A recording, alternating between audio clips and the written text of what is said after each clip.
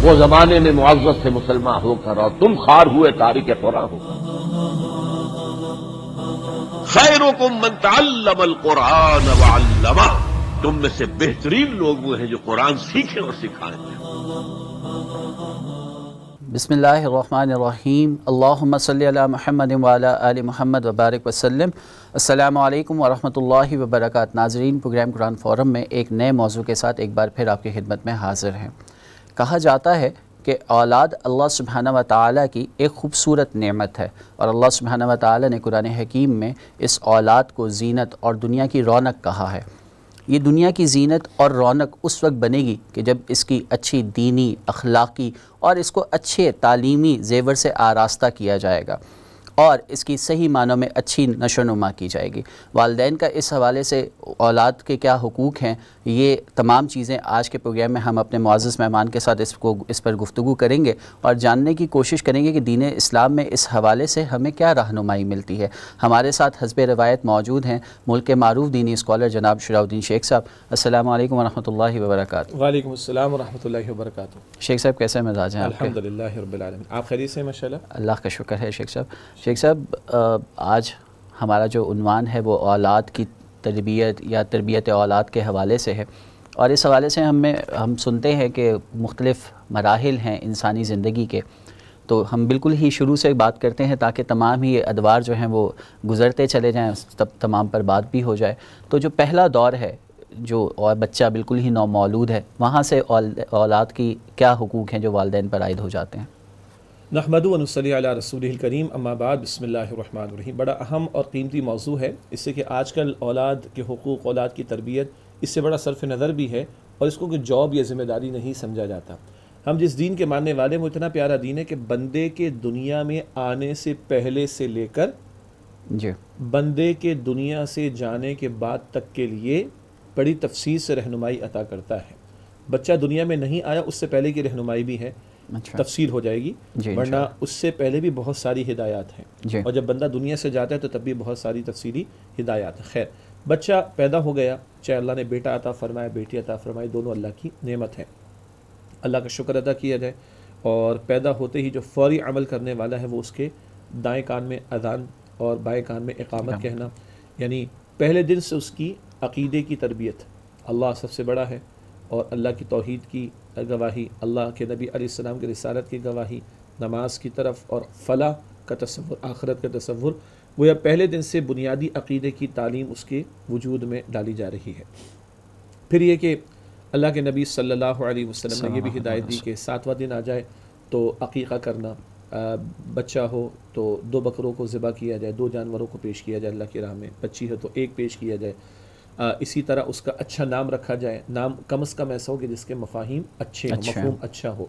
اسی طریقے پر گھٹی دلوانے کا ایک عمل ہے، یعنی مراد یہ کہ کسی نیک آدمی سے اس کو گھٹی دلوائی جائے، جس کا مطلب یہ ہے کہ وہ اپنے منہ میں کھجور لے لے یا شہد ہو اگر، اور اس کو منہ میں لے کے اس بچے کے تالو پہ رکھ دے. اگر کھجور ہے تو بہت معمولی سے حصہ لیا جائے، بچہ چھوٹا ہے ظاہری بات ہے، اور شہد کا معاملہ اس کو چٹا دیا جائے، اور اس کے حق میں اللہ سبحانہ وتعالیٰ سے دعا کی جائے.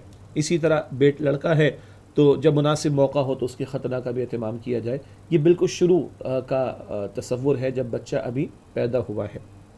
ذرا تھوڑا سا بڑا ہو تو اور بھی باتیں آئیں گی، مگر اس وقت اس بچے کی طرف پوری توجہ خاص طور پر اس کی ماں کی ہونی چاہیے. چنانچہ قرآن دودھ پلانے کا ذکر کرتا ہے سورۃ البقرہ میں، اتنا عظیم کلام. اور یہ جو گھریلو زندگی کے معاملات اور ماں باپ کی ذمہ داریاں بڑی تفصیل سے قرآن حکیم میں اس کا ذکر ہوا. تو قرآن کہتے ہیں والوالدات یرضعن اولادہن حولین کاملین، مائیں جو ہیں وہ کامل 2 سال میکسیمم مدت ہے اپنے بچوں کو دودھ پلائیں. یہ بھی ایک بچے اور بچی کا حق ہے کہ ماں کے وجود سے اس کو اس کی غذا میسر آ سکے. اور دنیا میں بڑی ریسرچ ہوئی، سارا جک مارنے کے بعد آج سب یہ کہہ رہے ہیں بچے کے لیے بہترین غذا اس کی اپنی ماں کا دودھ ہے. تو یہ 2 سال خاص طور پر ماں اپنے آپ کو انویسٹ کرتی ہے، کرنا چاہیے اس کو. اس دوران میں اس ماں کی محبت، اس کا افیکشن کا معاملہ، باپ کی طرف سے بھی بہت کچھ آئے گا، بعد میں بات کرتے ہیں انشاءاللہ تعالی. اور پھر یہ کہ جب وہ کچھ بولنے کے قابل ہو تو ہم اس سے اماں اور ابا اور ڈیڈ اور موم پتہ نہیں کیا کیا بلواتے، تو کیا اللہ اللہ اللہ نہیں بلوا سکتے؟ حدیث شریف میں آتا ہے کہ جب بچہ کچھ بولنے کے قابل ہو تو پہلا کلمہ اس کی زبان پر جو آئے وہ ہونا چاہیے لا الہ الا اللہ. بہت شکریہ شیخ صاحب. لیکن یہاں ابھی جس طرح سے آپ نے پہلے بیان فرمایا کہ کسی کے ہاں بیٹی کی پیدائش ہو یا بیٹی کی پیدائش ہو، دونوں ہی جو ہے وہ نعمت کا ایک معاملہ ہے. لیکن ہمارے ہاں اکثر دیکھا جاتا ہے کہ جب بیٹی کی پیدائش ہوتی ہے تو چہرے اتر جاتے ہیں، چہروں کا رنگ بدل جاتا ہے. کہا یہ جاتا ہے کہ کم ہے، لیکن ایسا نہیں ہے. اور کئی خواتین سے خود یہ جملہ سننے کا اتفاق ہوا کہ جب اگر بیٹا پہلی اولاد ہو تو خاتون کا سر سسرال میں اونچا ہو جاتا ہے اگر وہ جوائنٹ فیملی سسٹم میں رہ رہی ہو. اچھا، انا للہ و انا الیہ راجعون. حالانکہ جو یہ خاتون ہے یہ خود بھی کسی کی بیٹی ہے. خاتون پر اعتراض کرنے والی خواتین ہیں وہ بھی بیٹی ہیں کسی کی. بے شک، اس میں کوئی شک نہیں. یعنی یہ عورتیں کیوں بھول جاتی ہیں؟ مرد تو تانے اگر دے رہے تو دے رہے، ایک الگ بحث ہے، غلط ہے لیکن الگ بحث ہے.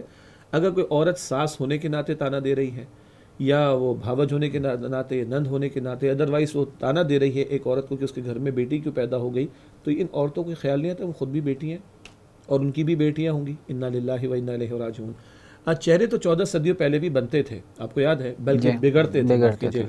جب ان کے ہاں کسی بچی کی پیدائش ہوتی تو ان کے چہرے سیاہ پڑ جاتے تھے. قرآن حکیم میں سورہ نحل میں تفصیلاتی آیت نمبر 58-59 میں. یہ تو 14 صدیوں پہلے مشرک جاہلوں کا تصور تھا کہ وہ بیٹیوں کو معاذ اللہ بوجھ سمجھتے تھے اور عار سمجھتے تھے. آپ غور کیجئے، نبی اکرم علیہ السلام کو اللہ تعالیٰ نے 3 بیٹے تو دیے مگر چھوٹی عمر میں ان کا انتقال ہو گیا. 4 بیٹیاں عطا فرمائی، چاروں جوان ہوئی. ہمارے استاد ڈاکٹر اسرار احمد صاحب رحمۃ اللہ علیہ فرماتے تھے کہ اگر کسی کی فقط بیٹیاں ہوں تو اس کی ایک نسبت امام الانبیاء کے ساتھ بھی ہو جاتی صلی اللہ علیہ وسلم کی بیٹے چھوٹی عمر میں انتقال کر گئے اور بیٹیاں جوان ہوئیں. اور حضور نبی اکرم علیہ السلام کی تو واضح احادیث ہیں جس کو اللہ 3 بیٹیاں عطا فرمائے اور ان کی پیدائش پر منہ نہ بنائے، ان کی پرورش پوری کرے اور ان کی ذمہ داری پوری کرے. ایک حدیث میں ہے کہ میں اور وہ جنت میں ساتھ ہوں گے، ایک حدیث میں ہے کہ وہ جنت میں داخلے کا باعث ہوں گی، ایک حدیث میں ہے کہ وہ جہنم سے بچاؤ کا باعث ہوں گی. کسی نے 2 کے بارے میں پوچھا، حضور نے فرمایا کہ 2 پر بھی اجر اللہ عطا فرمائے گا. کہنے کا مطلب یہ ہے کہ حضور نبی اکرم علیہ السلام تو بیٹیوں پر بشارت دے رہے ہیں، اور آج ہمارے معاشرے میں بیٹیاں پیدا ہو جائیں کسی کے گھر میں تو لوگ تعزیت کرتے ہیں. کس قدر ہم دین سے دور ہوتے چلے جا رہے ہیں. آخری نقطہ اس بات کے حوالے سے میں رکھوں گا، بیٹیاں ہمارے معاشرے میں کیوں بوجھ بن گئیں؟ اس سے کہ ان کے نکاح کا معاملہ ہم نے بوجھ بنا دیا. آپ عظیم اکثر بھائی اس کی شادی کیسے ہوگی، اس کے خرچے کیسے پورے ہوں گے، وہ ساروں کے سر پہ سوار کیا ہے کہ نکاح کے عمل کو ہم نے مصیبت اور بوجھ بنا ڈالا. اور ہم غالباً کسی پروگرام میں بات کر چکے ہیں پہلے کہ شریعت کی تعلیم کے مطابق کسی لڑکی کے ماں باپ پر اس لڑکی کی شادی کے حوالے سے 1 روپے کا خرچ بھی نہیں. ساری کفالت اور سارے اخراجات کی ذمہ داری شوہر پر ڈالی گئی ہے. تو اگر سنت کی تعلیم کو مان لیں تو پھر ایک ہی اللہ 40 بیٹیاں بھی کسی کو عطا فرما دے تو اس کے لیے کوئی بوجھ کا معاملہ نہیں بنتا. لیکن بوجھ ہم نے بنایا تو ہم پیدائش جب بیٹیوں کی ہوتی ہے تو منہ بناتے ہیں یا دوسروں کو معاذ اللہ تانے دیتے ہیں. بالکل درست فرمایا شیخ صاحب آپ نے. یہاں تو پیدائش سے لے کے وراثت تک کی تقسیم تک کے معاملے میں ہمیشہ بیٹی پس جاتی ہے. وراثت میں بھی حصہ دیتے ہوئے لوگ کافی کتنا بڑا ظلم ہے. حالانکہ بیٹی کا حصہ مقرر ہے، بہن کا حصہ مقرر ہے. ایک خاتون کے شوہر کا انتقال ہو جائے، وہ بیوہ ہوگی، اس کا حصہ مقرر ہے. اور وراثت کے احکامات کو قرآن پڑھیں، سورہ نساء کی آیت نمبر 11 اور 12 میں وراثت کی تقسیم کے حوالے سے رہنمائی ہے. والدین کا کیا حصہ ہوگا، اولاد کا کیا ہوگا، شوہر کا کیا ہوگا، بیوی کا کیا ہوگا، بہن بھائی کا کیا ہوگا. آیت نمبر 13 اور 14 میں کہا یہ اللہ کی حدود ہے، جو ان اللہ کی حدود کی پاسداری کرے گا اس کے لیے جنت، اور جو اللہ کی حدود کی پامالی کرے گا اس کے لیے جہنم. گویا کہ وراثت کے احکامات کی خلاف ورزی کرنا یہ اللہ کی حدود کو پامال کرنا ہے، اور ایسے لوگوں کے لیے جہنم کا ڈراوا قرآن دے رہا ہے. شیخ صاحب، اولاد کی دینی اور اخلاقی تربیت یا اس کی تعلیم کا معاملہ کس عمر سے ہوگا اور کیسے ہوگا؟ عمر تو وہ بھی پیدا ہوا ہم نے بات کی نا، میں تو عرض کر رہا تھا اس سے پہلے کی رہنمائی موجود ہے. بڑی عجیب بات ہے، لوگ بڑی عجیب محسوس کرتے ہیں اس بات کو. حضور نبی اکرم علیہ السلام نے زوجین کے تعلق کے موقع کی دعا سکھائی. زوجین کا جب تعلق قائم ہو اس موقع پر بھی دعا ہے، اللہم جنبنا الشیطان وجنب الشیطان ما رزقتنا. اے اللہ ہم دونوں کو شیطان سے بچا، اور جو رزق یعنی اولاد تو ہمیں عطا فرمائے اس کو بھی شیطان سے محفوظ فرما. ایک اور دعا بھی ہے تعلق کی تکمیل کے بعد، اللہم لا تجعل الشیطان فیما رزقتنی نصیبا. اے اللہ جو تو رزق یعنی اولاد مجھے عطا فرمائے اس میں شیطان کا کوئی حصہ نہ رکھنا. اس بچے کی حفاظت شیطان سے ہو جائے تبھی تو کامیاب ہوگا. اس کی حفاظت کی دعا کب سے ہو رہی ہے؟ اس کی پیدائش سے پہلے، پیدائش سے بہت پہلے. نہ جانے کس تعلق کے نتیجے میں ایک خاتون کو حمل ٹھہرے گا، پھر بچے کی پیدائش کا عمل شروع ہوگا، پھر وہ کب دنیا میں آئے گا، یہ تو بات کی بات ہے. گویا اس بچے کی پروٹیکشن، اس کی حفاظت، اس کی تربیت، اس سب کے لیے کب سے تعلق جو ہے وہ رہنمائی دی گئی ہے اور کب سے دعاؤں کا اہتمام شروع ہو گیا. خیر، اب آئیے اس بچے کی اخلاقی دینی تعلیم و تربیت. قرآن حکیم ہمیں کہتا ہے سورہ تحریم کی آیت نمبر 6 میں، یا ایھا الذین آمنوا قوا انفسکم واہلیکم نارا، اے ایمان والو اپنے آپ کو اور اپنے گھر والوں کو جہنم کی آگ سے بچاؤ. پورا قرآن پڑھ جائیے، نہیں لکھا کہ بچوں کے لیے گھر بناؤ، نہیں لکھا کہ بچوں کے لیے کپڑے لاؤ، نہیں لکھا کہ بچے بیمار ہو تو صحت کا علاج کا اہتمام کرو، نہیں لکھا کہ ان کے لیے کسی انٹرٹینمنٹ کا اہتمام کرو، ان کے لیے پکنک کا اہتمام کرو. بھائی یہ سب کر لو، یہ سبھی کر رہے ہیں. چڑیا بھی اپنے بچے کو کھلاتی ہے اور گھونسلے میں رکھ لیتی ہے، اس کی پروٹیکشن کا اہتمام کرتی ہے. کوئی بڑا کام نہیں. جو کام لوگ نہیں کر رہے ہوتے قرآن اس کی توجہ دلا رہا ہے، اپنے آپ کو اور اپنے گھر والوں کو جہنم کی آگ سے بچاؤ. اب ماں باپ کا رول کیا ہے؟ آج ہم کہتے ہیں نا ہم نے بچوں کو آؤٹ سورس کر دیا، پری برتھ ایڈمیشن ہو رہے ہیں بچوں کے.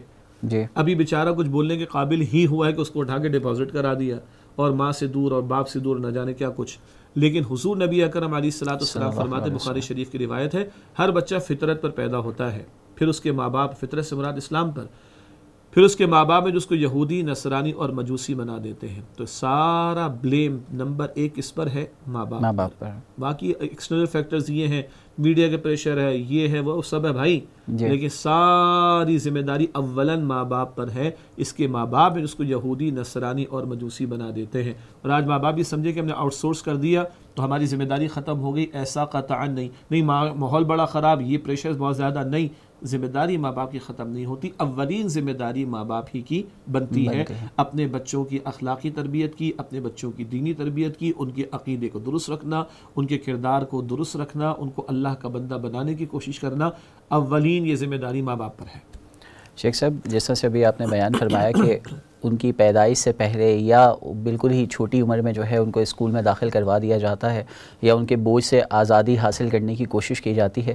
اس پر ہمارے پاس ایک کلپ موجود ہے مولانا طارق جمیل صاحب کا، وہ آپ کو سنوانا چاہوں گا اور اس سے مزید پھر بات کو آگے بڑھاتے ہیں. جی. میرے نبی کا دین ہے، اولاد کو ٹائم دو. آج کے لوگ بچوں کو ٹائم نہیں دے رہے. آج کی مائیں بچوں کو ٹائم، ماؤں کو بھی جاب کی سوجی ہوئی ہے اور باپ کو تو ہے ہی باہر کا کام. تو بچے پارٹ ٹائم میں آ گئے ہیں، فل ٹائم جاب نہیں رہے. ماں کی فل ٹائم جاب ہے بچہ، باپ کی فل ٹائم جاب ہے بچہ. اپنی اولاد کو محبت دینا. 7 سال تک میرے نبی فرماتے ہیں نماز بھی نہ کہو. 7 سال کی عمر میں نماز کہو. 7 سال تک بچہ سن کے نہیں سیکھتا، دیکھ کے سیکھتا ہے. دیکھ کے. ہم 3 سال کے بچے کو اسکول ڈال دیتے ہیں، اس کے سارے نیورون جل جاتے ہیں. ہم سمجھتے ہیں اے فار ایپل پڑھائی ہے. اللہ کی قسم نہیں نہیں نہیں نہیں، یہ ہم ظلم کر رہے ہیں اپنے بچوں پر. 3 سال کے بچے کو اسکول ڈالنا. اے فار ایپل کا نام پڑھائی نہیں ہے، 2 + 2 4 کا نام پڑھائی نہیں ہے. یہ 7 سال کی عمر ہے بچے کو انسان بنانے کی، انسان بنانے کی. اس کو چھوٹا نہ سمجھو، یہ مکمل ہو چکا ہے لاشعور میں. لاشعور میں ماں ٹائم دے، ماں ٹائم دے، محبت دے. محبت میں میٹھے بول کے ساتھ سچائی بتائے، اخلاق بتائے، نبوت بتائے، رسالت بتائے، اللہ بتائے، جنت بتائے، آخرت بتائے، رشتوں کی قدر بتائے. لیکن ہم کیا کرتے ہیں کہ بچے کو ماں خود دور کر کے اسکول ڈال دیتے. اسکول، وہ ایک بچہ جو ماں کی توجہ کا تھا وہ 30 بچوں میں جا بیٹھتا ہے، 40 بچوں میں جا بیٹھتا ہے، 50 بچوں میں جا بیٹھتا ہے. آگے پڑھانے والی جو ٹیچر ہے وہ تنخواہ دار ہے، وہ ماں نہیں ہے. اس کا جذبہ ماں والا نہیں ہو سکتا.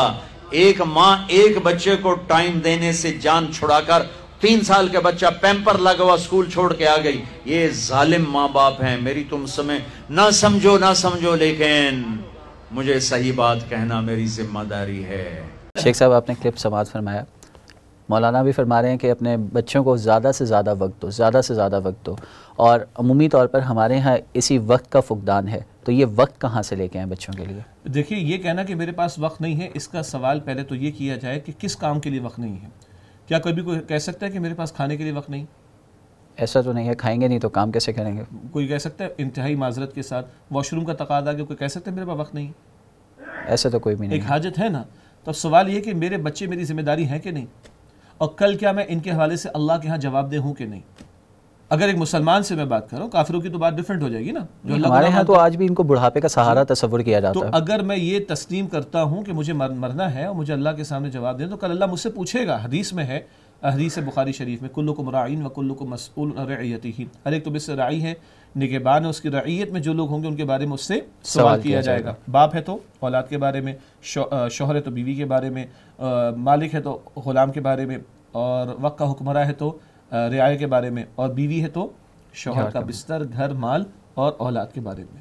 تو اولین ذمہ داری تو ماں باپ پر اس حوالے سے آتی ہے. تو کوئی یہ کہے کہ صاحب نہیں میرے پاس کھانے کے لیے وقت نہیں، تو عجیب لگے گا نا. یہ بھی اتنا ہی عجیب ہے کہ کوئی کہے کہ میرے پاس میری اولاد کے لیے وقت نہیں ہے. ہاں ایک بائفرکیشن ضرور کی جائے گی، جیسے کہ مولانا صاحب نے بھی اپنی گفتگو میں فرمایا، باپ کو تو معاش کی ذمہ داری بھی پوری دیکھنی ہے، مرد کو باہر بھی نکلنا ہے، معاش کی ذمہ داری بھی ہے. زیادہ بڑی ذمہ داری عورت پر آتی ہے، یعنی بیوی پر آتی، ماں کی حیثیت میں. although کہ جو حدیث پہلے میں نے پیش کی وہ کیا تھی کہ اس کے ماں باپ ہیں جو اس کو یہودی اور نصرانی بنا دیتے ہیں. اس کا یہ قطعاً مطلب نہیں ہے کہ باپ کی ذمہ داری بالکل نہیں ہے کہ بھئی میں تو کیونکہ کفالت کی ذمہ داری پر لگا ہوں تو میرا کوئی کرنے کا کام نہیں. نہ بالکل قطعاً ایسا نہیں ہے. وہ باپ جو اپنی جاب کو ٹائم دے رہا ہے، اپنے بزنس کو ٹائم دے رہا ہے، ٹریولنگ میں بھی جاتا ہے، جب اس کا کوئی دوست ملک سے باہر سے آتا ہے وہ ٹائم نکالتا ہے. بے شک اس میں کوئی دو رائے نہیں. اس کے دوست احباب کی شادیاں آتی ہیں وہ نکالتا ہے ٹائم. کلیئر ہے. اس کا باس اس کو اگر راتوں کو بٹھا لیتا ہے تو بیٹھتا ہے وہ جا کر. کلیئر ہے. اس کو تھوڑا انسینٹیو دے کے شہر سے باہر اگر 10 دن بھی بھیجتا ہے تو وہ جاتا ہے کہ 2 پیسے مجھے زیادہ مل جائیں گے، ٹریولنگ الاؤنس مل جائے گا، بینیفٹس مل جائیں گے. یعنی ان ساری چیزوں کو ہم اپنی ضرورت سمجھتے ہیں نا. جی. تو اللہ کا دین کہتا ہے کہ اولاد کی تربیت کرنا تمہاری ضرورت نہیں، تمہارا فرض ہے. اولاد کے بارے میں تم اللہ تعالیٰ کے ہاں جواب دہ ہو. یہ اللہ اور اللہ کے رسول صلی اللہ علیہ وسلم بتا رہے ہیں. تو جب ان باتوں کو ہم اپنی ضرورت کیا بلکہ اپنا فرض سمجھیں گے تو وقت نکلے گا. یاد رکھیے گا دنیا میں کسی کے پاس بھی وقت نہیں. اور اگلا جملہ عجیب ہے، دنیا میں ہر ایک کے پاس وقت ہے. ڈپینڈ یہ کرتا ہے کہ میں کس چیز کو اہمیت دیتا ہوں. جو لوگ رات کو الٹے سیدھے قسم کے ٹاک شوز دیکھ رہے ہیں 4-4 گھنٹے، ٹائم تو وہ بھی نکال رہے ہیں. جی ہاں جی، بہت شوق سے نکال رہے ہیں. جو لوگ فضولیات کے اندر لگے ہوئے وہ بھی وقت نکال رہے ہیں. اور جو 10 گھنٹے سو رہا ہے وہ کہہ رہے ہیں میرے پاس بھی ٹائم نہیں. ایسا ہی ہے. تو بات یہ کہ میرے لیے پرائرٹی کس چیز کی، تو کیا اللہ کے سامنے پیشی ہونی، میں جہنم سے بچ جاؤں، یہ میری پرائرٹی ہے کہ نہیں؟ میں جنت میں داخل ہو جاؤں، یہ میری پرائرٹی ہے کہ نہیں؟ میں اور میرے گھر والے جہنم سے بچ جائیں، یہ میری پرائرٹی ہے کہ نہیں؟ اگر یہ کلیئرٹی ہے تو ہمارا پروگرام آگے بڑھے، آرام سے بڑھے گا. جی ہاں جی. اور اگر کوئی اس بات کو تسلیم ہی نہیں کرتا تو پھر تو پہلے چیک کیا جائے گا وہ اللہ کو مانتا بھی ہے کہ نہیں مانتا، آخرت کو مانتا بھی ہے کہ نہیں مانتا. یہ کلیئر ہوگا تو یہ باتیں سمجھنا بڑا آسان ہے. ورنہ جیسے اور بہت سارے گناہ لوگ کر جاتے ہیں، اس ذمہ داری کو بھی لوگ فراموش کر رہے ہوتے ہیں. قتل بھی کرتے ہیں لوگ، شرک بھی کرتے ہیں، حرام بھی کماتے ہیں، جوا بھی کھیلتے ہیں، سٹا بھی کھیلتے ہیں، اور نہ جانے شریعت کے کتنے احکامات کو پامال کرتے ہیں، کیونکہ خوف خدا دل سے نکل گیا نا. کل کی جواب دہی کا احساس دل سے نکل گیا تو اس ذمہ داری کو بھی فراموش کرتے ہیں. چلیں یہ تو وہ بات نہیں کہ اولاد پیدا ہو چکی ہے، معاذ اللہ جو گناہ کے راستے پر چل پڑا وہ کہاں نکاح کرتا ہے؟ بے شک. وہ کون سی اولاد کے بارے میں کسی درس کو سنے گا، کسی واعظ کو سنے گا؟ ذرا تلخ بات ہے. یہ تو باتیں وہ سنے گا جس کو اللہ کو خوف ہے، آخرت کا احساس ہے. اگر ہے تو پھر بات کرنا آسان ہے کہ بھائی اس کے بارے میں کل اللہ کو ہم نے جواب دینا ہے. شیخ صاحب اگلا جو میرا سوال ہے وہ ایک حدیث کے تناظر میں ہے، اور عمومی طور پر آج ہمارے گھروں کا یہ مسئلہ ہے کہ ابو داؤد شریف کی ایک روایت ہے کہ حضرت ابو عامر رضی اللہ تعالیٰ عنہ فرماتے ہیں کہ ایک دن نبی کریم صلی اللہ علیہ وسلم ہمارے گھر پہ موجود ہے. میری والدہ، میں چھوٹا ہوں، مجھے بلاتی ہیں اور کہتی ہیں کہ میں تمہیں کچھ شے دوں گی. نبی کریم صلی اللہ علیہ وسلم پوچھتے ہیں کہ کیا کچھ دینے کا ارادہ تھا؟ وہ کہتی ہیں جی ہاں، ایک کھجور دینے کا ارادہ تھا. تو وہ کہتے ہیں یہ ٹھیک کیا، ورنہ تو کیا ہوتا تمہارے نامہ اعمال میں ایک جھوٹ لکھا جاتا. ہم تو یہاں پر اپنے بچوں کے ساتھ نہ جانے کیا کچھ کہہ رہے ہوتے ہیں، یہ کر لو تو یہ کر دیا جائے گا. گھر سے باہر کوئی آ گیا ہے تو کہہ دو کہ ابو گھر پر نہیں ہے، اور وہ معصوم بچہ اکثر جا کے یہ بھی کہہ دیتے ہیں ابو کہہ رہے ہیں کہ میں گھر پر نہیں ہوں. تو یہ جو جھوٹ اور اس طرح کی پھر گالم گلوچ، گھر پہ مارنا پیٹنا، یہ تمام چیزیں بچوں کے سامنے ہو رہی ہوتی ہیں، تو کیا یہ ان کی تربیت کے حوالے سے ان پہ اثر انداز نہیں ہو رہی؟ دیکھیے مولانا صاحب کی گفتگو میں ذکر آیا تھا نا کہ بچوں کی اخلاقی تعلیم و تربیت، اس کا پہلا محل اور مقام تو ان کا اپنا بچوں کا گھر ہے. دیکھیں آپ کے میرے گھر میں بچے کون سی زبان بولتے ہیں؟ فرینچ بولتے ہیں؟ نہیں، یقیناً نہیں. اسپینش بولتے ہیں؟ جرمن بولتے ہیں؟ اردو بولتے ہیں نا. کہاں سے سیکھی انہوں نے؟ ہم ہی کو دیکھ کر سیکھی. ایگزیکٹلی. تو اگر اردو انہوں نے مجھ سے اور آپ سے سیکھی ہے، معاف کیجیے گا، معاف کیجیے گا، معاف کیجیے گا، اگر ماں یا باپ جھوٹ بول رہے ہیں تو جھوٹ بھی وہیں سے سیکھ رہا ہوں. جی ہاں. ماں باپ اگر گالیاں دے رہے ہیں تو گالی وہیں سے سیکھ رہا ہوں. اس میں کوئی دو رائے. اللہ تعالیٰ میری اور آپ کے ہم سب کی حفاظت فرمائے. تو یہ بہترین موقع ہے. وہ جو ذکر ہے ابھی مولانا صاحب کی گفتگو میں، بچہ 7 سال کا ہو جائے تو نماز کی تلقین کرو. یہ تو حدیث شریف ہے. سیدنا علی کا قول ہے 7 سال تک بچے کے ساتھ کھیلو. ٹھیک ہے. جاپان یہ کہیں ہے کہ 7 سال بلکہ فن لینڈ کا آیا تھا ابھی سلسلہ, بڑا معروف ہے وہاں کا تعلیمی سسٹم. 7 سال تک کوئی بچہ اسکول ہی نہیں جاتا جی. اور ہم نے تو بچے کو اٹھا کے ماں باپ سے بالکل شروع سے ہی دور کر دیا, ورنہ وہ ماحول ہے. جاپان میں بتایا جاتا ہے ابتدائی چند کلاسز کے اندر صرف اخلاق سکھائے جاتے ہیں, لینگویج اور یہ اور وہ سب بعد میں. اور آج ساری انسانیت کا سب سے بڑا مسئلہ کیا ہے؟ انسان نہیں بن رہا. جی بالکل. جی ویل کوالیفائڈ ہے مگر اخلاقیات سے آری ہے, ویل کوالیفائڈ ہے مگر بدترین فراڈ کرنے والا ہے, وغیرہ وغیرہ. ساری دنیا اس کو رو رہی, ہماری قوم بھی رو رہی. ہم کرپشن کا نام لیں لیکن بد اخلاقی اس کو ہی کہا جائے گا, اور دوسروں کا حق مار جانا اسی کو کہا جائے گا, ظلم و ستم اسی کو کہا جائے گا. یہ ابتدائی عمر بچوں کے بننے اور سنورنے کی ہوا کرتی ہے یا بگڑنے کی بھی ہوا کرتی ہے. اور بالکل صحیح بات ہے, ایک ماں جس محبت سے اپنے بچے کی تربیت کرتی ہے, ظاہری بات ایک پیڈ ٹیچر نہیں کر سکتی. آپ کتنا وہ بیچاری خوش اخلاق ہو, بہرحال وہ 30 بچے سامنے بیٹھے وہ اس کے لخت جگر تو نہیں ہوں گے. جو مامتا ماں کی ہے وہ پیڈ خاتون یا کوئی ٹیچر تو نہیں پرووائڈ کر سکتا نا. یہ اہم ہے. ہاں باقی کوئی مدرسہ ہو, کوئی اسکول ہو, کوئی تعلیمی ادارہ ہو, وہ سپورٹیو ہو سکتا ہے, لیکن اولاً یہ ذمہ داری ماں باپ. اچھا تعلیمی ادارے میں بچہ کتنے گھنٹے رہتا ہے؟ زیادہ زیادہ 4-5 گھنٹے. جی آنے جانے کا 1 گھنٹہ لگا لے, 6 گھنٹے ہو گئے. اچھا اسکول کتنے دن پلان ہوتے ہیں؟ 180 دن پلان ہوتے ہیں 360 میں سے. اور کراچی جیسے شہر میں 10-15-20 چھٹیاں ویسے مل جاتی ہیں. ہاں جی, تو 180 دن بچہ اسکول جاتا ہے, 180 دن بالکل نہیں جاتا. جو 180 دن جاتا ہے تو وہ چھوٹے بچوں کی ساری بات ہم بات کر رہے ہیں. کتنے گھنٹے اسکول میں؟ 6 گھنٹہ, آنا جانا سب کچھ ملا. ٹھیک ہے جی. باقی 18 گھنٹے کدھر ہے؟ گھر پر ہے. تو بھائی سب تو اہم ترین معاملہ یہاں کا بنے گا اس کی اخلاقی تربیت کے اعتبار سے. اب یہاں پر دیکھیں جو ایک اہم مسئلہ ہے کہ خواتین کو بھی ہم نے معیشت میں لا کے کھڑا کر دیا, اور جناب ان کو مردوں کے شانہ بشانہ, اور یہ اتنا بڑا رول, اتنی بڑی ذمہ داری, اگلی نسل کو تیار کرنا, ان کو ذمہ دار شہری بنانا, اس کو ہم نے آؤٹ سورس کر دیا. تو ہم نے اپنے پیروں پر کلہاڑا چلایا ہے. اور جب عورت کو گھر سے باہر نکالا, وہ بیچاری گھر کی ذمہ داری بھی پوری کرے, باہر جا کے مردوں کی ہوس کا نشانہ بھی بنے کبھی کبھی, بلکہ کئی مرتبہ. غیر مسلم ممالک خصوصاً بات کر رہا ہوں, ہمارے معاشرے میں بھی اللہ سب کی حفاظت کرے. اور وہ ہوس بھری نکاحوں کا نشانہ بننے کے ساتھ ساتھ مرد جیسے مضبوط اپوننٹ کا مقابلہ بھی کرے. کتنا ظلم اس بیچاری کے ساتھ, جبکہ وہ نسل کو پروان چڑھانا وہ عورت کے ہاتھ میں دیا گیا تھا, اسی سے آج ہم نے اگلی نسل کو محروم کر دیا. تو پھر کیا ہوتا ہے, ان بچوں کے دلوں سے ماں باپ کی محبت نکل جاتی ہے. وہ جب چاہتے ہیں کہ کوئی ہمیں وقت دے اور وہ وقت نہیں دیا جا رہا ہوتا, تو پھر ان کے اندر منفی جذبات بھی پروان چڑھتے ہیں. شیخ صاحب تعلیمی حوالے سے جو ہے اگلا سوال کروں گا, لیکن ابھی وقت ہوا ہے ایک بریک کا. بریک سے واپس آنے پر سوال کریں گے کہ تعلیمی معیار یا تعلیمی زندگی جو ہے اس کو کس وقت شروع کیا جائے. ہمارے ساتھ رہیے گا.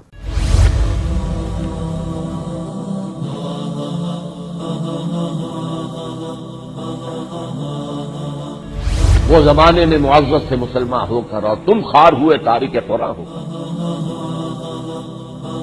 خیرکم من تعلم القرآن وعلمہ, تم میں سے بہترین لوگ وہ ہیں جو قرآن سیکھیں اور سکھائیں.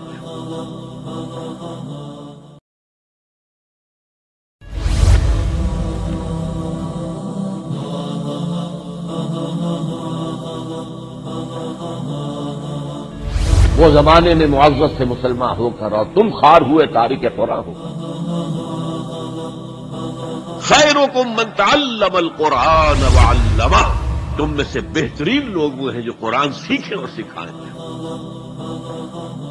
السلام علیکم ورحمۃ اللہ وبرکاتہ. وقفے پہ جانے سے پہلے ہم بات کر رہے تھے کہ ایک ماں کو کس طریقے سے اپنے بچوں کو ٹائم دینا چاہیے. شیخ صاحب ابھی جس طریقے سے ہم نے مولانا کی ویڈیو بھی سماعت کی اور ہم نے اس میں یہ جانا کہ تعلیمی جو دورانیہ ہے اس کو تھوڑا وقفے سے شروع کیا جانا چاہیے, آپ سے بھی یہی بات سامنے آئی. تو جو دنیاوی تعلیم ہے یہ بھی تو ایک ضروری عنصر ہے, تو اس کو کب شروع کیا جانا چاہیے؟ دیکھیے یہ ایک انتظامی نوعیت کا مسئلہ زیادہ ہوگا. البتہ اس پہلو سے بڑی ریسرچ بھی ہوئی ہے, اور کچھ نفسیات کے ماہرین ہوں گے, کچھ تعلیمی میدان کے ماہرین ہوں گے, کچھ لوگ چائلڈ سائیکالوجی کو جاننے والے ہوں گے. یہ تجربات ہوتے رہے. دبئی میں 5 سال سے پہلے کوئی بچہ اسکول نہیں جاتا, فن لینڈ میں 7 سال سے پہلے کوئی بچہ اسکول نہیں جاتا. جاپان میں اگر چلا بھی گیا تو اس کو ابتدائی سالوں میں اخلاقیات سکھا رہے ہیں، کیونکہ سب سے زیادہ کمی اسی کی محسوس کی جاتی ہے. تو مور اور لیس محسوس ایسا ہوتا ہے کہ جو 7 سال تک کی عمر ہے اس میں جس کو آج ہم لوگ فارمل ایجوکیشن کہتے ہیں، باقاعدہ کسی ادارے میں بچے کا جانا اور باقاعدہ تعلیم لینا، یہ محسوس ہوتا ہے کہ یہ 7 سال تک نہیں ہونا چاہیے. انفارمل ہو سکتا ہے، وہ ماں اس کو بیسکس سکھا سکتی ہے، وہ ماں اس کو بنیادی باتیں سکھا سکتی ہے، اس کا عقیدے کے درست کرنے کا معاملہ، اخلاقیات کے درست کرنے کا معاملہ. اور آپ غور کیجئے گا، جو بچے اپنے ماں باپ کے ساتھ وقت گزارتے ہیں ان بچوں کا آئی کیو لیول عام بچوں کے مقابلے میں بہتر ہوتا ہے. جو بچے اپنے ماں باپ کے ساتھ کچھ ڈسکشن کرتے ہیں یا ماں باپ کے ساتھ بیٹھ کر کچھ پڑھتے ہیں، ان کی ریڈنگ اسکلز، ان کا چیزوں کو ایبزارب کرنا، ان کا تھوڑا انٹلیکچول لیول عام بچوں کے مقابلے میں زیادہ ہوا کرتا ہے. اچھا، عجیب بات بھی ہے، اس پہ بڑے اچھی ویڈیو کلپ بھی کچھ عرصے پہلے آئی تھی کہ جب 30 بچوں کو ہم نے بٹھا دیا تو استاد بھی مجبور ہے کہ 30 کے 30 کو ایک ہی پیس پر لے کے چلنا ہے. اگر 4-5 تھوڑے ذرا زیادہ شارپ بھی ہوں گے تو ان کو بھی روک لگائی جائے گی. ایسا ہی ہے، ایسا ہی ہے نا جی. تو بہرحال مجبوری ہے، اجتماعی طور پر تو یہ کرنا پڑتا ہے.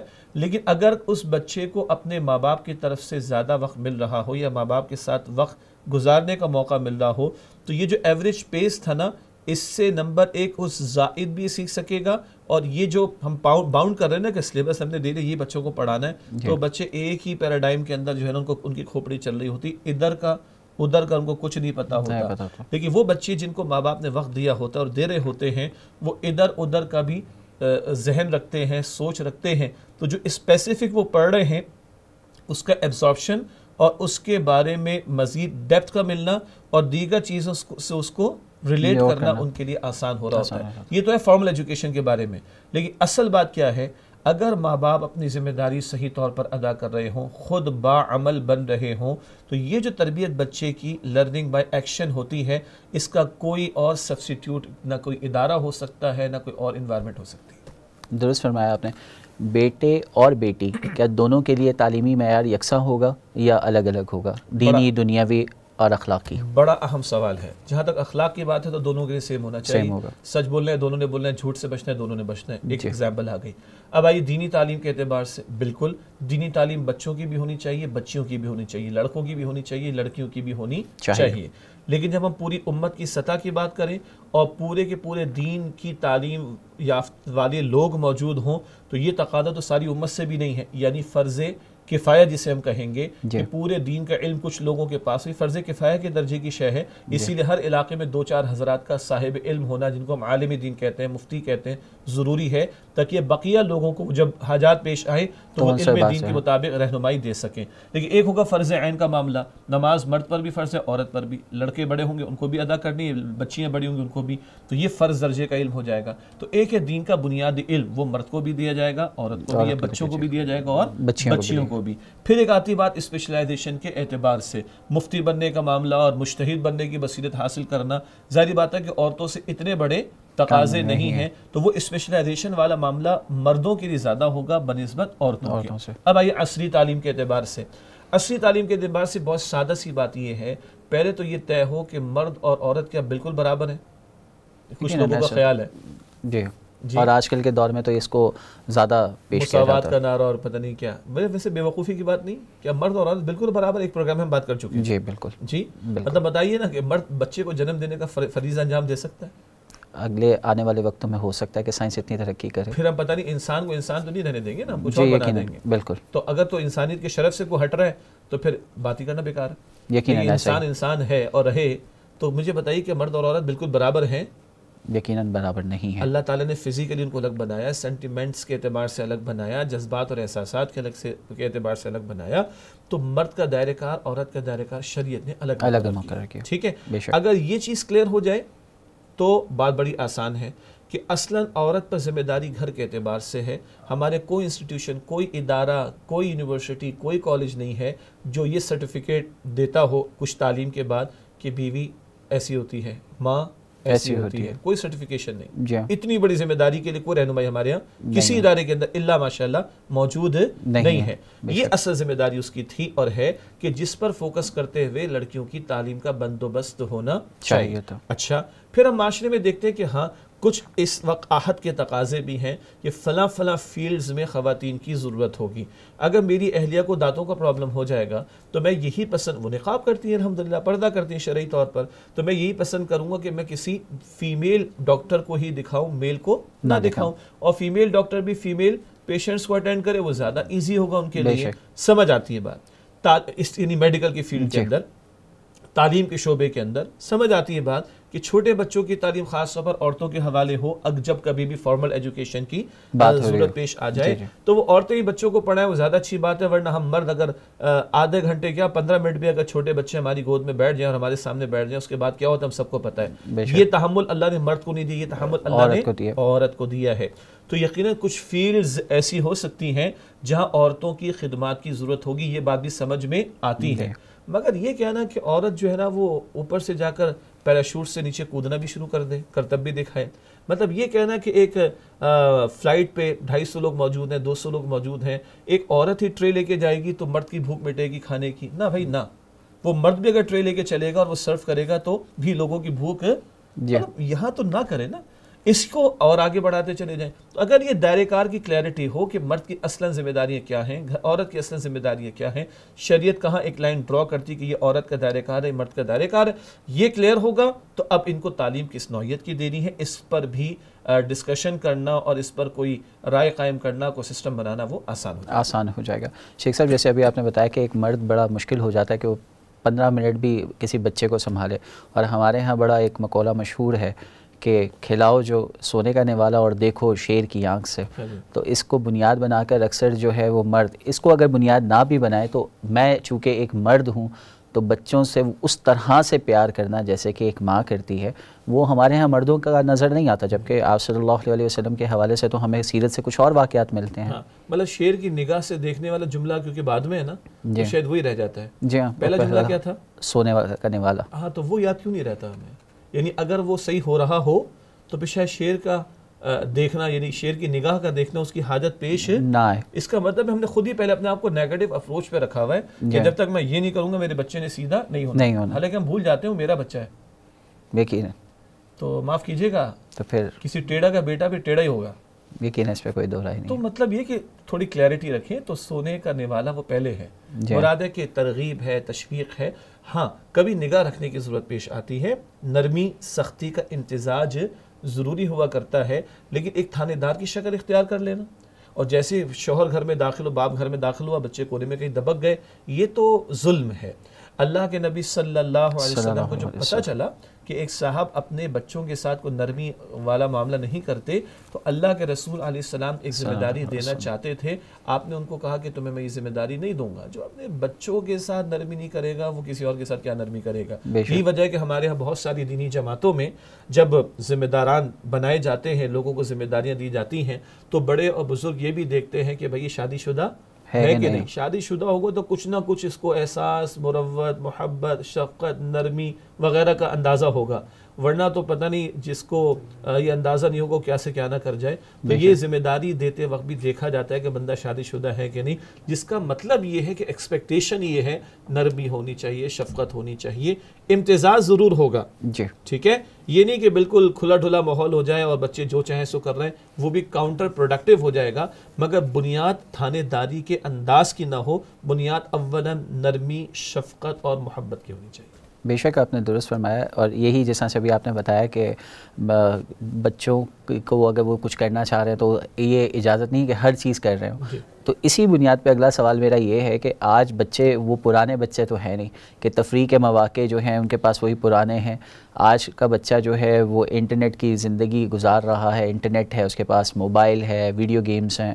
تو ان چیزوں کی اس کو کس حد تک اجازت ہونی چاہیے، کس حد تک یہ چیزیں استعمال کی جا سکتی ہیں، یا کس طرح سے اس کے سامنے ان تمام چیزوں کو ایڈریس کیا جا سکے؟ جی دیکھیے، اگر تو ہم نے اپنے بچوں کی تربیت میں ایمان کو بنیادی اہمیت دی ہو تو انشاءاللہ تعالی ان چیزوں کی موجودگی تو ہے جی، اس میں ہم ان کو صحیح رخ پر رکھنے کی کوشش کر پائیں گے. جی ایمان میں نے کیوں کہا؟ دیکھیے 24 گھنٹے تو باپ اپنے بچے کے ساتھ نہیں رہ سکتا. نہ بچے جب اسکول گوئنگ ہوں گے، کالج گوئنگ ہوں گے تو یا کہیں اور کسی ادارے میں جا رہے ہیں، نہ وہ 24 گھنٹے ماں کے پاس ہوں گے. اب وہ کیا شے ہے جو اس کو غلط چیز سے روکے گی، بے وہ شک اللہ ایمان. کا خوف ہوگا. اگر ماں باپ خود صاحب کردار ہوں، صاحب ایمان تو ہیں الحمدللہ، صاحب عمل اور صاحب کردار بھی ہوں، اور بچہ بدلتے حالات میں سنتا ان کی زبان سے، نہیں بیٹا یہ بات تو اللہ کو ناپسند ہے، یا ماں باپ کے ڈسکشن کے دوران نہیں ہمیں تو اللہ کو جواب دینا ہے، اگر یہ پریکٹس میرے گھر میں ہے اور میرے بچے میں یہ ایمان کے عنصر کو انکلکیٹ کرنے کی کوشش کر رہا ہوں، تو کل اس کے سامنے اگر کوئی چیز آئے گی بھی نا تو اندر سے کچھ آئے گا ضرور، الارم بجے گا دس از رانگ. وہ 7 پردوں میں بیٹھ کے چلے ایک ہی پردہ کر لیں، بیٹھا ہوا ہے تو وہ یہ نہ سوچے کہ ابا دیکھ لیں گے تو کیا ہوگا. اللہ کرے کہ میری تربیت ایسی ہو کہ اگر اللہ دیکھ رہا ہے تو میرا کیا ہوگا. بے شک. تو یہ گیجٹس کبھی کبھی ہماری ضرورت ہے، آپ کی جیب میں بھی اسمارٹ فون ہوگا، میری جیب میں بھی اسمارٹ فون موجود ہے، مگر we should not be too much smart. آج لوگوں کا خیال ہے کہ اسمارٹ فون استعمال کر کے ہم اسمارٹ ہو جائیں گے، نہیں، آج تو بڑے ٹیکنالوجی کے ایکسپرٹس بھی کہہ رہے ہیں کہ ان چیزوں کے استعمال کی وجہ سے ہمارا برین کا استعمال کم ہو گیا، ہمارا کامن سینس اور ان کامن ہو گیا، ہمارے اندر سوچنے کی صلاحیتیں ختم ہو گئیں، اور جو اخلاقی زوال آ رہا ہے وہ کیا ہے کہ اس نے بہت دور کی چیزوں کو، بلکہ بہت دور کے لوگوں کو تو بہت قریب کر دیا ورچولی، لیکن جو لوگ بہت قریب تھے ان کو ہم سے بہت دور کر دیا. یاد ہے زوجین پہ شاید ہم نے کلام کیا تو موبائل لگا ہوا، ایک صاحب اپنی بیوی سے بات ہی نہیں کر رہے، ان کو ٹائم ہی نہیں ہے، تو یہ تو غلط بات ہے نا. تو کہنے کا مطلب ہے کہ یہ ایک بڑی آرٹیفیشل ورلڈ ہے، اور یہ ہمیں سمجھنے اور خود سمجھنے بڑوں کو اور اپنی اولاد کو بھی سمجھانے کی ضرورت ہے کہ یہ حقیقت نہیں ہے. وہ 100 لوگ مطلب 500 میرے فرینڈ جناب واٹس ایپ پر ہیں، 2000 فینس میرے جناب فیس بک پر ہیں، اور بندہ لیٹا ہوا ہے کہاں ہاسپٹل کے بیڈ پر، کہہ رہے باہر میری بیوی 2 بچے ہیں بس. تو یہ بڑوں کو بھی سمجھنے کی ضرورت ہے اور یہ بچوں کو بھی سمجھانے کی ضرورت ہے. ہم سب کچھ توڑ کے پھینک دیں یہ شاید مسئلے کا مستقل حل نہیں ہوگا، پھر بغاوت سرکشی آتی. مگر اگر ہم اٹھان یہ رکھیں کہ ایمان کی محنت اور ہمارے لیے کچھ باؤنڈریز سیٹ ہیں اور ہمارے لیے پرائرٹی اللہ اور اس کے رسول علیہ السلام کی ہے، اور ہم بندوں سے چھپ بھی گئے تو اللہ سے چھپ اور بچ نہیں سکتے. یہ ان بنیادوں پر مستقل اگر ہماری تربیت ہوگی تو انشاءاللہ ان باتوں کا جو نیگیٹو اسپیکٹ ہے اس کو منیمائز کرنا یا ختم کرنا اور اس سے بچنا انشاءاللہ آسان ہو جائے گا. شیخ صاحب ایک ویسے جملہ کسی نے بتایا تھا، بڑا اچھا لگا تھا، وہ آپ سے شیئر کرتا ہوں. اس نے کہا تھا کہ آج کل کے پہلے لوگ اسمارٹ ہوا کرتے تھے، اب موبائل اسمارٹ ہوتے ہیں. تو اب یعنی کہ لوگ اسمارٹ نہیں رہے. شیخ صاحب اگلا سوال یہ ہے کہ عمومی طور پر یہ ان بچوں کے لیے کہ جو اب تھوڑے سے بڑے ہو گئے ہیں، جس طرح سے ابھی بات آئی کہ 7 سال کی عمر میں ان کو نماز کی تلقین کی جائے گی، تھوڑی سی سختی کا معاملہ 10 سال کی عمر میں ہو جائے گا، یہ باتیں بھی آ چکی اپنی جگہ پر، اور الحمدللہ یہ باتیں ہمارے ناظرین کو معلوم ہیں. لیکن ایک سوال ایسا ہے کہ جو عموماً ہمارے ہاں ڈسکشن میں لاتے ہوئے والدین شرم محسوس کرتے ہیں، اور وہ ہے بلوغت کی عمر. اب جب بچہ بالغ ہو جاتا ہے تو اب اس کی جو تربیت ہے وہ معاشرہ کرے گا، دوست کریں گے، یا والدین خود کریں گے؟ ٹھیک، اس سوال پر آتے پچھلے آپ کے تاثر یا جملوں کے ذیل میں ایک بات عرض کرتا ہوں. 7 سال کا ہو تو حدیث شریف میں نماز کی تلقین کی جائے.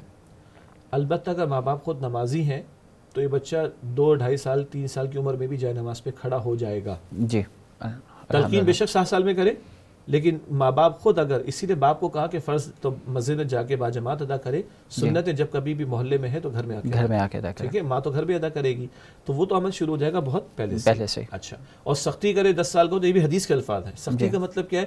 بچے کو پتا اگر میری نماز میں ڈنڈی ماری تو ابا کو غصہ آئے گا. جیسے لوگ کہتے ہیں دین میں جبر نہیں. اچھا بتاؤ بھائی میتھس میں نمبر کماتے ابا کو غصہ آتا ہے؟ بہت. انگلش کمزوری دے ابا کو غصہ آتا ہے؟ کس حدیث میں لکھا ہے کہ غصہ آنا چاہیے؟ کس آیت میں لکھا ہے کہ غصہ آنا چاہیے میتھس کی کمزوری پہ؟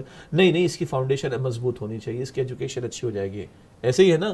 تو بھائی اس کی آخرت اچھی ہونی چاہیے، اسے سختی کی جائے گی. سمپل سی بات ہے، پتہ نہیں کیوں سمجھ نہیں آتی لوگوں کو. اب آئیے جو آپ نے فرمایا کہ بچے جب بلوغت کی عمر کو آ گئے، یہاں بلوغت سے مراد وہ 18 سال کی بلوغت نہیں ہے جو ہمارے قانون میں لکھا ہوا ہے. نہ شرعی طور پر بالغ ہو جاتا ہے بچہ. اور بچی کب؟ عام طور پر ہمارے ملک کے ایٹماسفیئر اور حالات کے مطابق 12 سال 13 سال یہ بچیاں عام طور پر بالغ ہو جاتی ہیں. ٹھیک ہے، اور بچے جو ہیں وہ 14 سال 15 سال میکسیمم آتے تقریباً وہ بالغ ہو جاتے ہیں. یہ پہلے تو کلیئر ہے پوائنٹ. اب آئیے جب بچے بلوغت کی سطح پر آ گئے تب ان کی تربیت کی ذمہ داری کس پر ہوگی؟ نہ بچے 14 سال سے پہلے بھی تو اسکول جا رہے ہیں.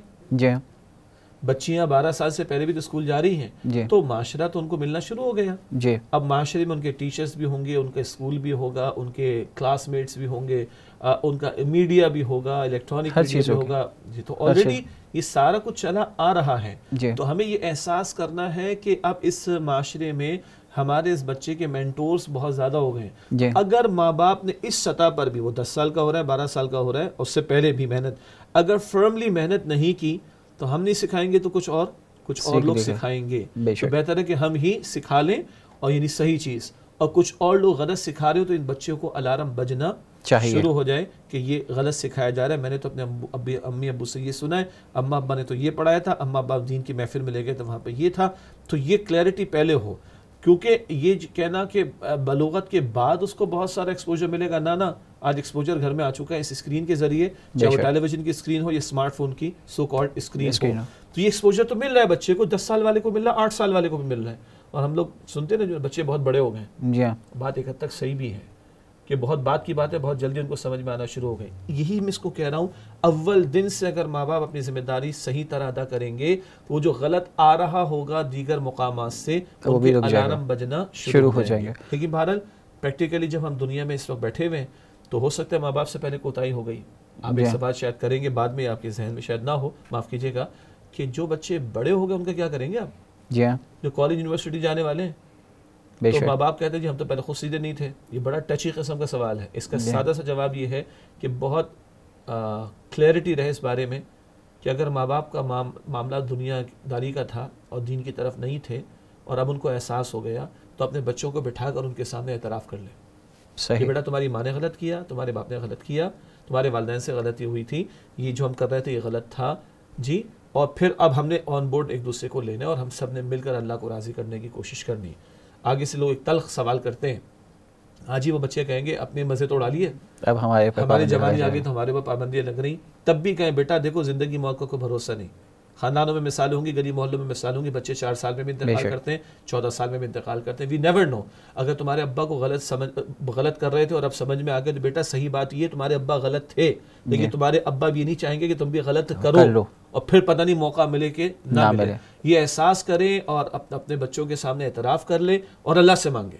پھر ایسے لائک مائنڈڈ لوگوں کو تلاش کریں کہ جن کے ساتھ جڑ کر اچھی فیملیز ہوں گی، ہم سے بہتر مسلمان ہوں گے، ان کے ساتھ جڑ کر ان کے تجربات سے فائدہ اٹھا کر دین کے ماحول سے جڑ کر کس طرح ہم اپنے بچوں کو چاہے وہ بڑے ہو گئے ہوں ان کو لے کے چلنے کی کوشش کریں. ساتھ ساتھ ایک اور بات، کچھ لوگ کہتے ہیں بچے تو بڑے ہو گئے اب آپ کی ذمہ داری کیا ہے؟ نہ ذمہ داری ختم نہیں ہوتی. یعقوب علیہ السلام دنیا سے جا رہے ہیں، یعقوب علیہ السلام اللہ کے پیغمبر، ان کے بیٹے یوسف علیہ السلام وہ بھی پیغمبر ہیں، اور 12 بیٹے تھے، ان سب بچوں کی اولادیں بھی ہو گئیں. ٹھیک ہے. اور وہ جاتے جاتے پوچھ رہے ہیں بھائی میرے بعد تم کس کی عبادت کرو گے؟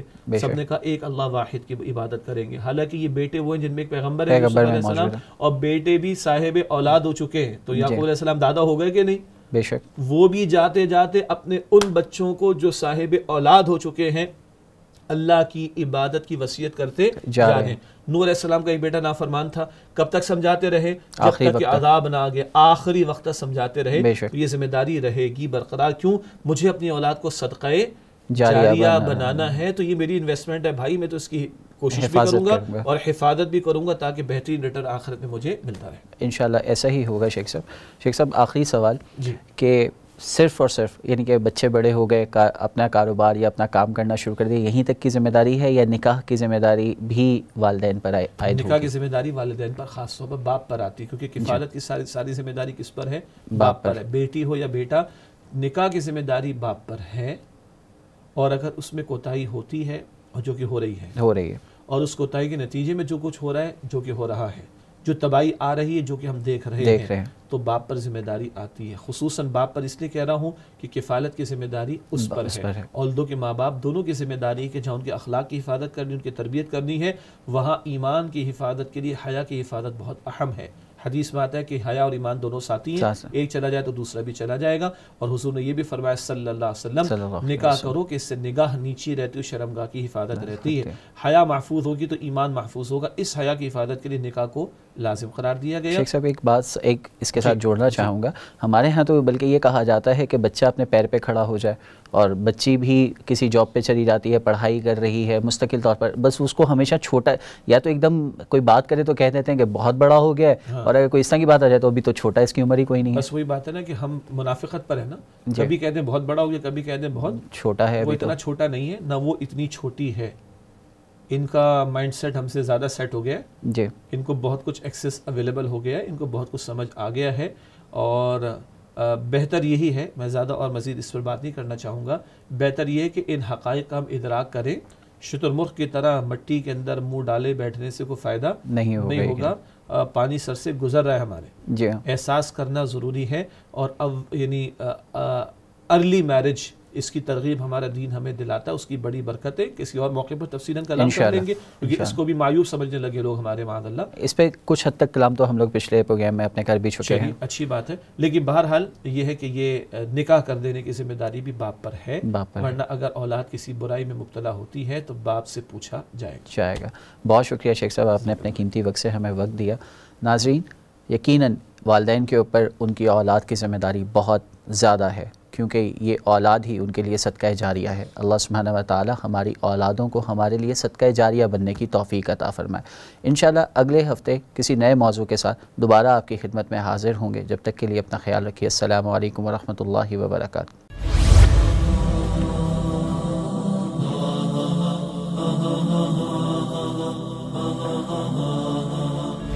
وہ زمانے میں معزز سے مسلمان ہو کر اور تم خار ہوئے تاریک قرآن ہو. خیرکم من تعلم القرآن وعلمہ، تم میں سے بہترین لوگ وہ ہیں جو قرآن سیکھیں اور سکھائیں.